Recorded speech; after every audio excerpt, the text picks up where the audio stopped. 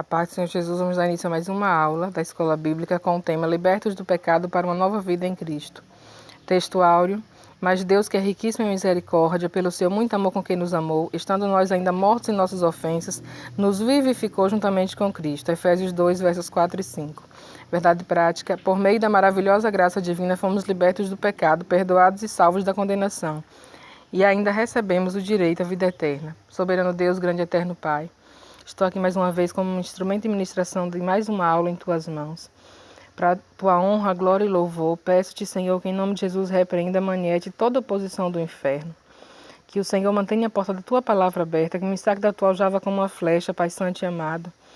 E me usa para a Tua glória, acerte o alvo, que são os corações de Teus filhos que irão fazer esta lição. Em o nome de Jesus, peço também que o Senhor toque na mente de cada um dos Teus filhos, para que eles compreendam melhor as Tuas Escrituras, assim como Jesus fez aos Seus discípulos. Em o nome de Jesus eu te oro, Pai, eu te peço e te agradeço. Amém. Leitura bíblica em classe, Efésios 2, do 1 ao verso 10, que diz assim: E vos vivificou, estando vós mortos em ofensas e pecados, em que noutro tempo andaste, segundo o curso deste mundo, segundo o príncipe das potestades do ar, do espírito que agora opera nos filhos da desobediência, entre os quais todos nós também antes andávamos, nos desejos da nossa carne, fazendo a vontade da carne e dos pensamentos. E éramos por natureza filhos da ira como os outros também. Mas Deus, que é riquíssimo em misericórdia, pelo seu muito amor com quem nos amou, estando nós ainda mortos em nossas ofensas, nos vivificou juntamente com Cristo, pela graça sois salvos. E nos ressuscitou juntamente com Ele, e nos fez assentar nos lugares celestiais em Cristo Jesus, para mostrar nos séculos vindouros as abundantes riquezas da sua graça, pela sua benignidade para conosco em Cristo Jesus.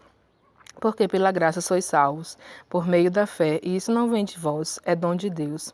Não vem das obras para que ninguém se glorie, porque somos feitura sua, criados em Cristo Jesus para as boas obras, as quais Deus preparou para que andássemos nela.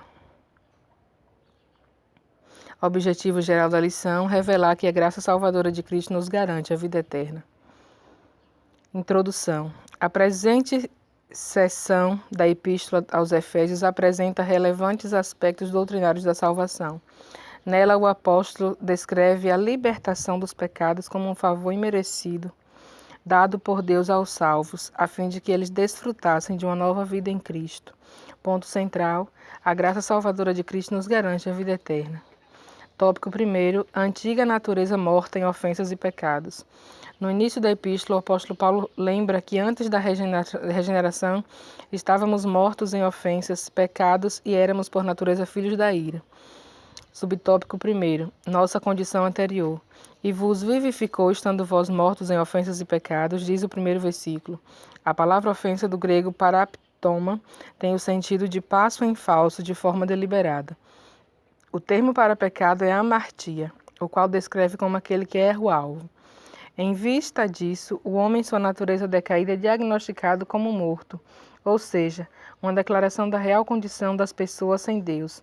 O conceito é de morte moral e espiritual provocada pelo pecado, que inevitavelmente separa o homem de Deus. Tal qual um corpo inerte, a natureza pecaminosa impede o homem de ouvir e obedecer à voz de Deus. Quem assim vive está morto enquanto vive.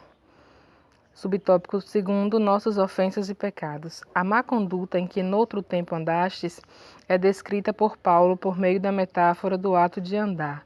Refere-se às atitudes erradas adotadas na vida passada do salvo antes da regeneração. Subtópico 2.1. Andaste segundo o curso desse mundo. Os costumes eram praticados conforme o sistema mundano da época, tais como a imoralidade, o furto e a mentira. Uma constatação de que o salvo não deve tomar forma do mundo, relativizar o pecado e muito menos ajustar-se à maneira de viver em seu tempo. Subtópico 2.2. Andaste segundo o príncipe da potestade do ar. Uma alusão a Satanás que exerce autoridade sobre os poderes do mal. Indica que os agentes malignos têm a capacidade de influenciar os homens desobedientes e incrédulos. Mais adiante, na carta, Paulo alerta que a nossa luta é contra tais seres do mal. Contudo, não é necessário temer, pois Deus exaltou Cristo acima de todos eles. Deus não se mostra apenas misericordioso, mas abundante em misericórdia. Subtópico 2.3. Andávamos fazendo a vontade da carne e dos pensamentos. Refere-se à inclinação para fazer o mal, algo inerente à natureza humana. Estão incluídos aqui os pensamentos pervertidos e a prática de todos os desejos desordenados da carne. Como resultado, éramos filhos da ira, isto é, condenados e desprovidos do favor divino. Paulo sublinha que essa era a nossa condição. Entretanto, aprove ao Pai nos eleger e nos predestinar para filhos de adoção. Conclusão do tópico 1º, a nossa condição diante de Deus era caótica. Éramos escravos e estávamos condenados à perdição e morte eterna. Então, irmãos, esse tópico 1º, com os seus respectivos subtópicos, fala sobre o homem morto em seus delitos, em suas ofensas, a condição que nós, como herdeiros do pecado original de Adão, também éramos antes de sermos alcançados pela graça. Mas uma vez que Jesus nos alcançou com a salvação, que nós fizemos uma aliança com Ele, nós passamos a ter vida, e vida em abundância. E como Ele nos fez para praticar as boas obras aqui na terra, não que as boas obras salvem ninguém, porque pela graça sois salvos, como diz o versículo, como diz a palavra de Deus, como Paulo disse aos Efésios, pela graça é que nós somos salvos, não é por mérito, é por graça.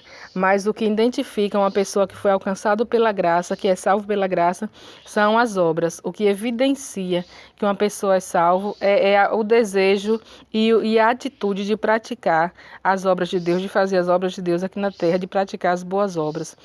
Então, aqueles que não foram alcançados ainda pela graça, que não fizeram aliança com Jesus, que não reconheceram ainda como Senhor e Salvador das suas vidas, ainda que estejam vivos, mas estão mortos moralmente e espiritualmente, porque vida nós só temos em Jesus.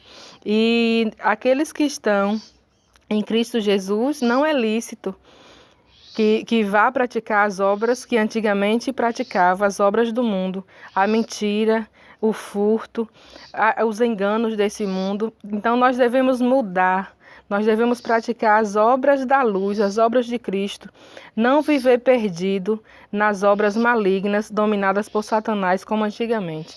Então, precisamos ter, de fato, uma mudança de curso, uma mudança de direção. Se nós tivermos, de fato, um encontro verdadeiro com Jesus, precisamos andar na contramão do mundo e de todas as obras más que existem no mundo e que são dominadas pelos poderes malignos e por Satanás, que é o chefe de todos eles. Porque nós estamos em Cristo, nós somos novas criaturas porque estamos em Cristo. Então, as coisas velhas são necessárias que tenham ficado para trás, para que as nossas obras denotem, os nossos frutos demonstrem que de fato tivemos um encontro com Jesus, como João Batista falou com os saduceus que iam atrás da salvação. Raça de víboras, quem vos ensinou a fugir da ira futura? Produzi para vós frutos que demonstrem arrependimento, frutos dignos de arrependimento, ou seja, frutos que demonstram que de fato nós passamos por um arrependimento verdadeiro e estamos praticando as obras da luz, as obras agradáveis ao Senhor.